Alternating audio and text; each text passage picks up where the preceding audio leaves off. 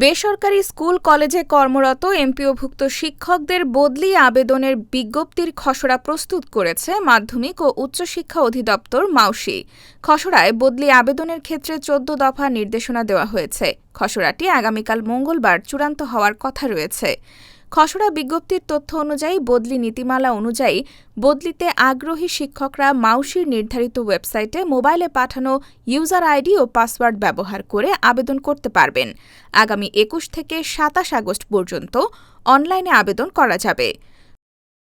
খসড়া নির্দেশনায় বলা হয়েছে, একজন আবেদনকারী তার পছন্দের ক্রমানুসারে সর্বোচ্চ ৩টি প্রতিষ্ঠানে আবেদনের সুযোগ পাবেন। আবেদনগুলো বদলি নীতিমালা অনুযায়ী স্বয়ংক্রিয় সফটওয়্যারের মাধ্যমে প্রক্রিয়া শেষে কর্তৃপক্ষ বদলিভিত্তিক পদায়নের আদেশ জারি করবে। শিক্ষকরা চাকরির আবেদনে উল্লেখ করা নিজ জেলায় বদলির জন্য আবেদন করতে পারবেন।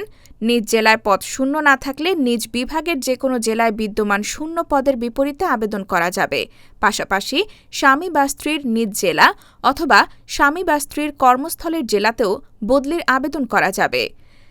চাকরিতে প্রথম যোগদানের পর ২ বছর পূর্ণ হলে শিক্ষক বদলির আবেদনের জন্য যোগ্য হবেন। বদলি হয়ে নতুন কর্মস্থলে যোগদানের পর ন্যূনতম ২ বছর কর্মরত থাকার পর পরবর্তী বদলির জন্য আবেদন করা যাবে। অসম্পূর্ণ বা ভুল তথ্য সংবলিত আবেদন বিবেচনা করা হবে না। ইচ্ছাকৃতভাবে ভুল তথ্য দেওয়ার প্রমাণ পাওয়া গেলে তা শাস্তিযোগ্য অপরাধ হিসেবে গণ্য হবে। খসড়ায় আরও বলা হয়েছে, বদলিকৃত শিক্ষক কোনো ধরনের টিএ-ডিএ প্রাপ্য হবেন না। আদেশ জারির ১০ দিনের মধ্যে সংশ্লিষ্ট শিক্ষা প্রতিষ্ঠানের প্রধানকে বদলিকৃত শিক্ষককে অবমুক্ত করতে হবে। অবমুক্ত হওয়ার পরবর্তী ১০ দিনের মধ্যে নতুন কর্মস্থলে যোগদান করতে হবে।